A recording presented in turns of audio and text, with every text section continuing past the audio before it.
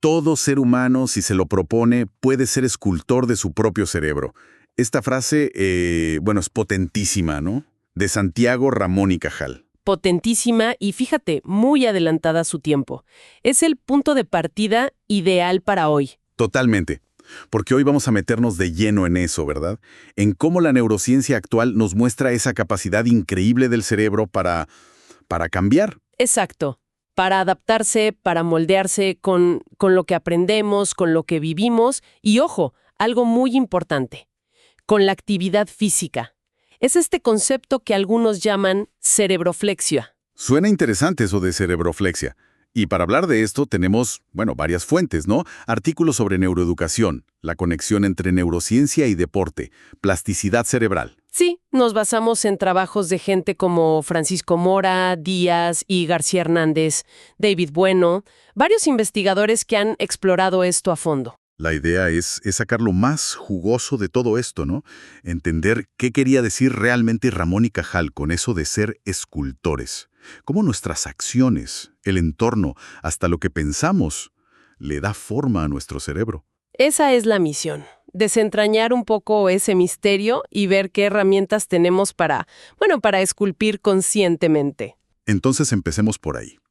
Esa idea vieja de que el cerebro, pasada cierta edad ya no cambia mucho, eso ya no va, ¿verdad? No, para nada. Eso es un mito ya superado. El concepto clave hoy es la neuroplasticidad. Como explican muchas de nuestras fuentes, el cerebro está en constante obra. Siempre, todo el tiempo. Prácticamente. Cada aprendizaje, cada experiencia nueva modifica físicamente las conexiones entre neuronas. No es algo estático, es dinámico. Una escultura que nunca se termina. Me gusta mucho una analogía que usa David Bueno, la de la cerebroflexia, como si el cerebro fuera un papel de origami. Exacto. Que se va doblando y redoblando con cada experiencia, creando formas nuevas. Es una imagen muy potente, sí. Piensa que los genes, nos dan la hoja de papel. Definen el tamaño, el grosor, ciertas características básicas. La materia prima. Eso es. Pero es el ambiente, la familia, la cultura, la educación, todo lo que vivimos, el que va haciendo los dobleces. El que realmente define la figura final de ese origami cerebral. Y eso nos lleva a algo crucial que remarca Bueno. Los genes influyen, claro, pero no suelen determinar por sí solos cosas complejas como, la inteligencia o la personalidad. Importantísimo punto. No somos esclavos de nuestros genes en ese sentido. El ambiente está siempre interactuando con ellos. ¿Hay ejemplos de eso? Sí, claro. Por ejemplo, el gen MAOA. Hay variantes que se relacionan con una mayor impulsividad o agresividad, pero su efecto real depende muchísimo del contexto. O sea, una persona con esa variante puede ser más propensa a reaccionar impulsivamente en un entorno muy estresante, pero quizás no muestre esa tendencia en un ambiente tranquilo y de apoyo. El entorno modula cómo se expresan esos genes. y además está la epigenética, que es como otra vuelta de tuerca, ¿no? Exacto. Es fascinante. La epigenética es como si el ambiente pudiera poner marquitas químicas sobre el ADN. No cambia la secuencia de genes, pero sí actúa como interruptores. Prendiendo o apagando genes. Algo así. Regulan qué genes se activan, cuáles se silencian y con qué intensidad.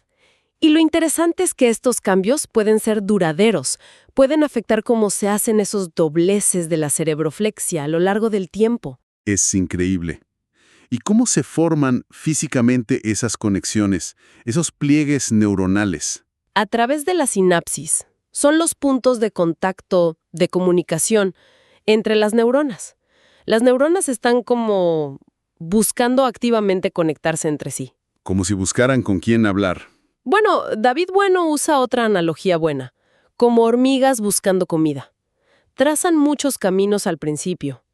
Las rutas, o sea, las conexiones, que resultan útiles y se usan frecuentemente, se refuerzan, se vuelven más fuertes, más eficientes. ¿Y cómo se refuerzan? Con unas moléculas llamadas neurotrofinas. Son como fertilizante neuronal. Ayudan a que esas conexiones se consoliden. Y las que no se usan, las que no sirven. Esas se debilitan y con el tiempo se pueden eliminar. Es un proceso que se llama poda sináptica. Poda, como en las plantas. Tal cual, el cerebro limpia las conexiones menos usadas para optimizar sus recursos. Es como hacer espacio y energía para lo que sí es importante. Es un proceso súper normal y necesario, sobre todo en la infancia y adolescencia. Hay un ejemplo clásico que muestra esto de forma espectacular, ¿no? El de los taxistas de Londres. Ah, sí, el estudio de Eleanor Maguire es un clásico absoluto de la neuroplasticidad. Para sacar la licencia, los taxistas de allá tienen que memorizar miles y miles de calles. Un laberinto. Le llaman The Knowledge. Una locura. Sí, y lo que encontró Maguire es que este aprendizaje tan intenso provoca un aumento visible en el tamaño de una parte del cerebro llamada hipocampo. Que es clave para la memoria espacial, ¿verdad? Exacto. Es la prueba física, estructural, de que el aprendizaje cambió el cerebro. Pero creo que había un detalle más en ese estudio. Algo que a veces se olvida, que esa superespecialización tenía un costo. Muy buen punto. Sí. El mismo estudio sugería que, a la vez que mejoraban muchísimo en memoria espacial, estos taxistas podían tener un rendimiento un poquito menor en otras tareas de memoria visual que no eran espaciales. O sea, que el cerebro se adapta, pero hay equilibrios. Exacto. Ilustra perfectamente que la plasticidad implica especialización.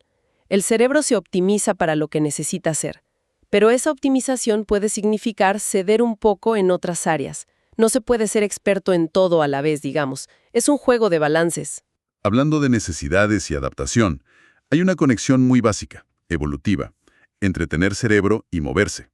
Sousa lo plantea de forma muy directa.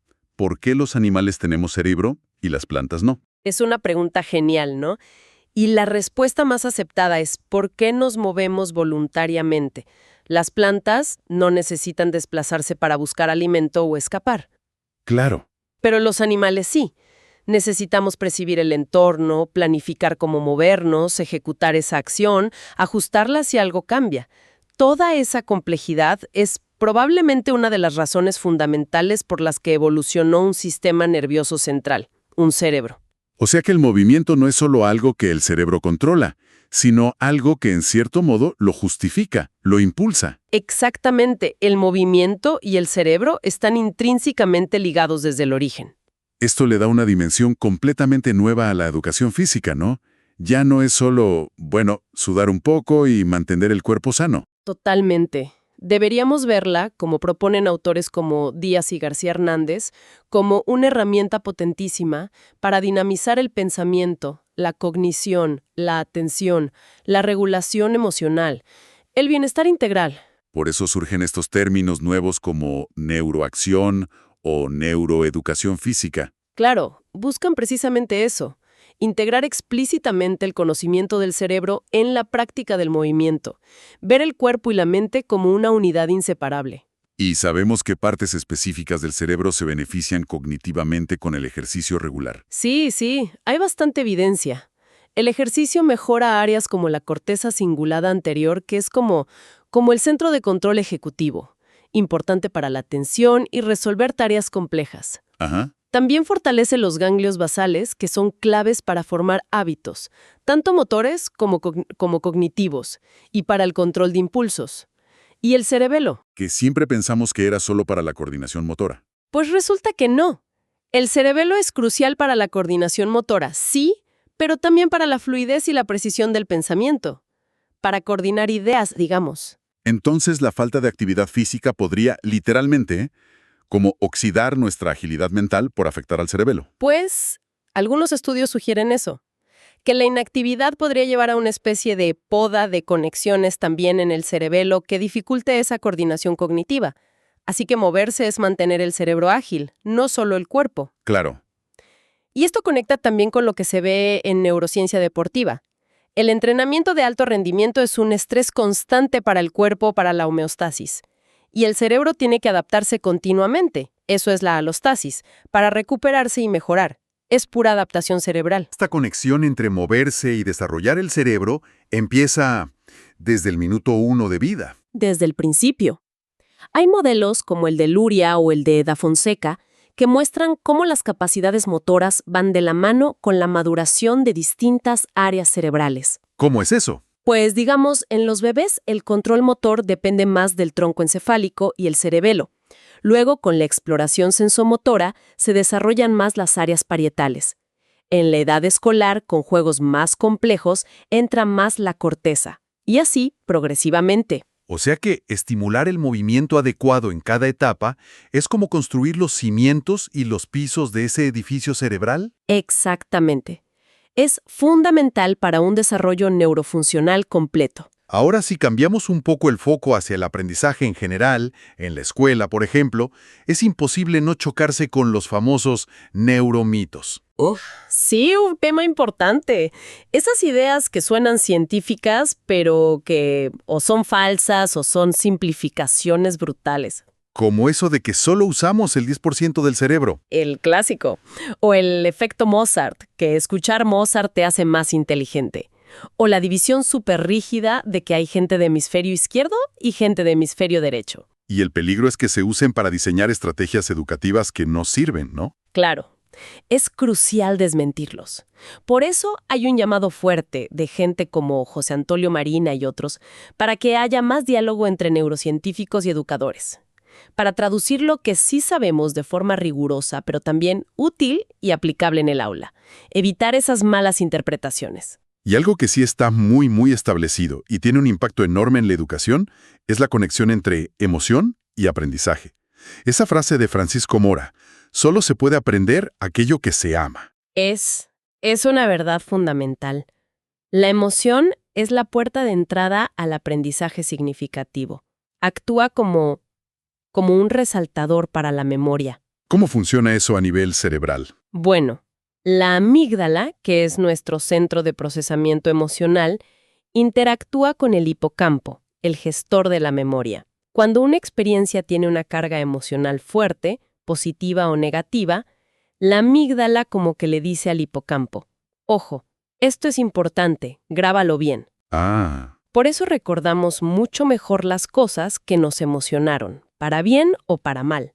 La emoción fija los recuerdos. Lo que sugiere que los mejores ambientes para aprender son los que generan emociones positivas, curiosidad, alegría, entusiasmo, sentir que perteneces. Sin duda alguna, el aprendizaje basado en el miedo, en el estrés constante, puede lograr que memorices algo a corto plazo, por presión, pero no genera un aprendizaje profundo, genera rechazo, ansiedad y a la larga es contraproducente, bloquea la creatividad.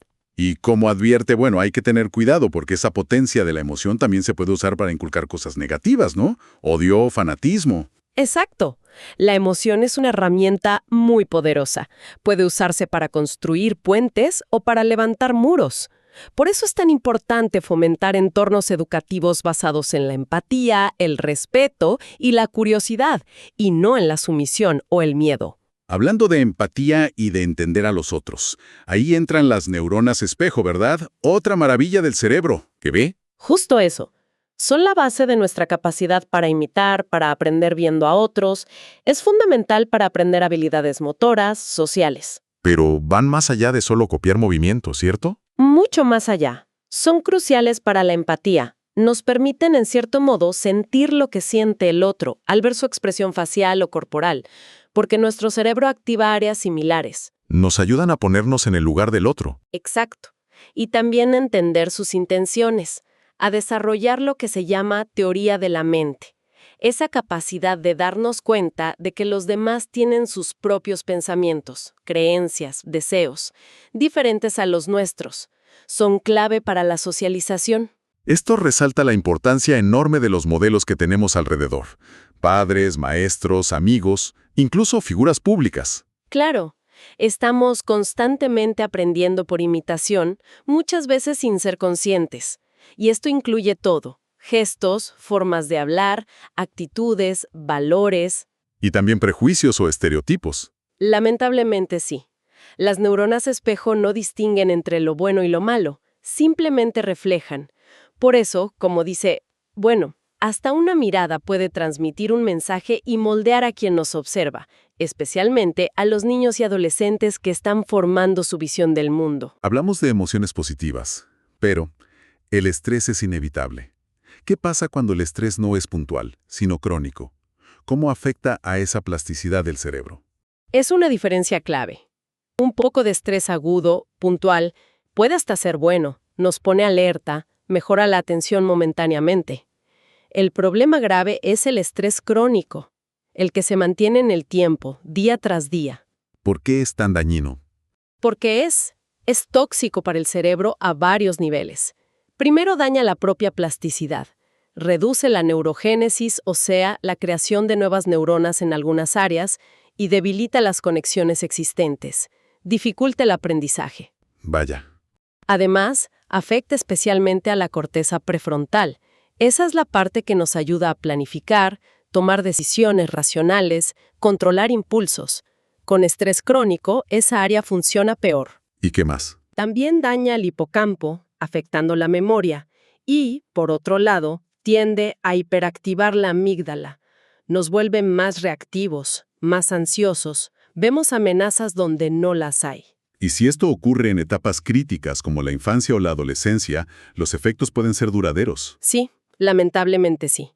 La evidencia sugiere que la adversidad temprana y el estrés crónico en esas etapas pueden dejar cicatrices, digamos, estructurales y epigenéticas en el cerebro. Pueden alterar la forma en que se cable el cerebro de forma permanente. O sea que esa frase hecha de «lo que no te mata te hace más fuerte», Pues, aplicada a traumas infantiles o adversidad crónica temprana, es bastante falsa. Como señalan estudios que cita Bueno, lo que realmente construye resiliencia es un entorno seguro, estable, con apoyo, donde pueda haber desafíos, sí, pero que sean manejables, no traumáticos constantes. La exposición continua a la adversidad es perjudicial. es fuerte pensarlo. Y parece increíble, pero nuestras fuentes también dicen que no solo las acciones o el entorno moldean al cerebro, sino también nuestros propios pensamientos.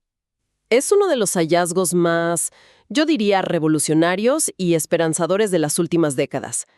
Prácticas como la meditación, mindfulness, la introspección, el simple hecho de reflexionar sobre nuestros propios estados mentales. ¿Eso cambia el cerebro físicamente? Sí, se ha demostrado que modifica la actividad y la estructura de redes neuronales clave, especialmente en áreas como la corteza prefrontal, la ínsula relacionada con la autoconciencia corporal y emocional, la corteza cingulada, áreas ligadas a la atención y la regulación emocional. ¿Y qué beneficios prácticos trae eso? Un montón. Mejoras en la capacidad de atención sostenida, mayor habilidad para gestionar las emociones y el estrés, aumento de la empatía, toma de decisiones más reflexiva, mayor flexibilidad cognitiva. O sea, pensar sobre cómo pensamos, ¿nos hace pensar mejor? En cierto modo, sí. E incluso se han medido cambios a nivel molecular. Por ejemplo, reducción de marcadores inflamatorios asociados al estrés. El acto de volver la mente hacia sí misma tiene un poder transformador real. Claro que, para que todo esto funcione bien, necesitamos la materia prima adecuada, ¿no? La nutrición, evitar tóxicos. Fundamental. Es la base. Necesitamos los nutrientes correctos, como los ácidos grasos omega 3, que son esenciales para las membranas de las neuronas, y al mismo tiempo es crucial evitar sustancias que sabemos que dañan el cerebro.